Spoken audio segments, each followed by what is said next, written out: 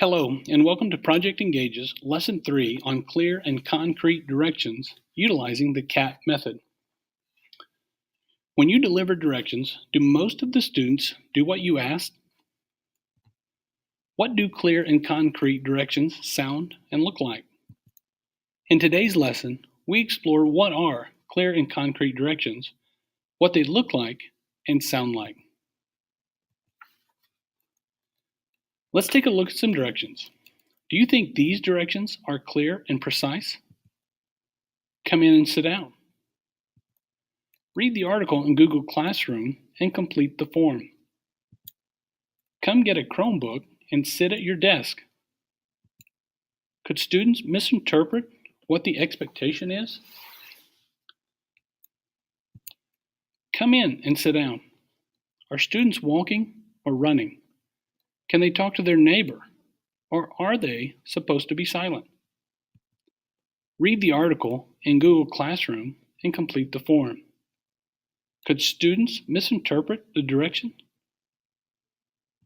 Which article? Is this independent or group work? Come get a Chromebook and sit at your desk. How do they get a Chromebook? All at once? May they talk while they get one?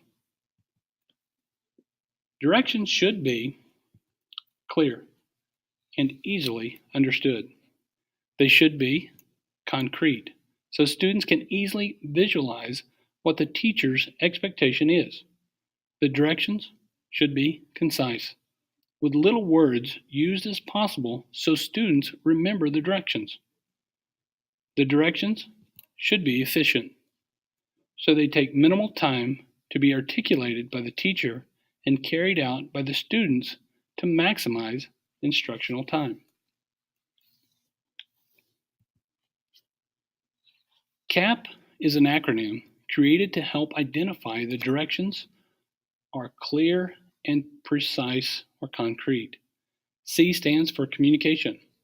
What is the expectation for student communication? Should they be silent? Can they whisper talk? Or are they allowed to conversationally talk to their neighbor? A stands for action. What type of movement is required for the task? Should they walk? Should they sit in their assigned seat? Or do they have a choice of seating? Should they line up or walk freely? P stands for participation. How are students meeting the teacher expectation after they are released? How are the students participating in what the teacher expectation is for that time period? Are students to do all problems or only the events? Which assignment in Google Classroom do they work on? Let's take a closer look at some directions. Here is a set of directions. While I read them, think about the directions. Do they tell students how to communicate? Do they tell the action the student must do? Do they articulate the student participation that the teacher expects? Please sit at your desk and wait for further instructions. These directions state what the teacher expects. However, could students interpret this differently than what the teacher expectation is? Is the teacher expecting students to talk? If so, are they allowed to talk to their friend across the room? Should students open their Chromebook and start typing? Should they open their textbook? Or should nothing be on the desk? Let's take another look at the directions.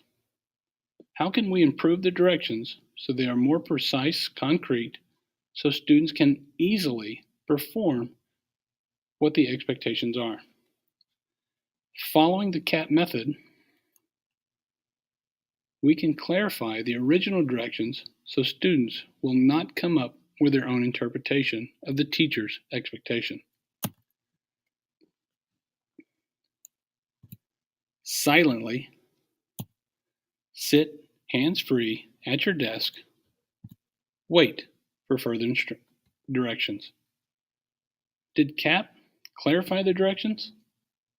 Do students know if they can speak or not? Do they know if they should get their Chromebooks open get a textbook out, or what the teacher wants?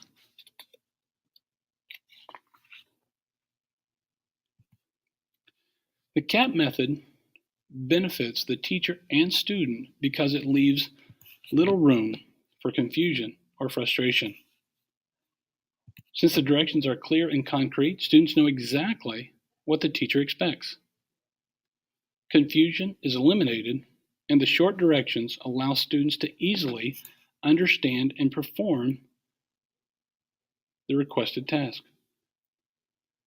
With CAP, teachers do not have to repeat directions or clarify them, so it leaves more time for instruction.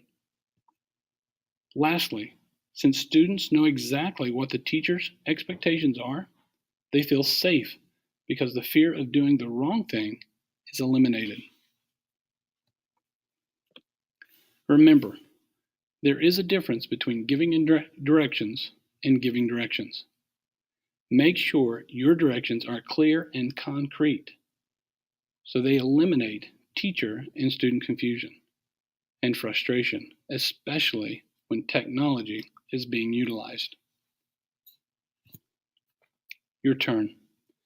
Now that you are familiar with the CAP method, it is your turn to practice identifying clear and concrete directions.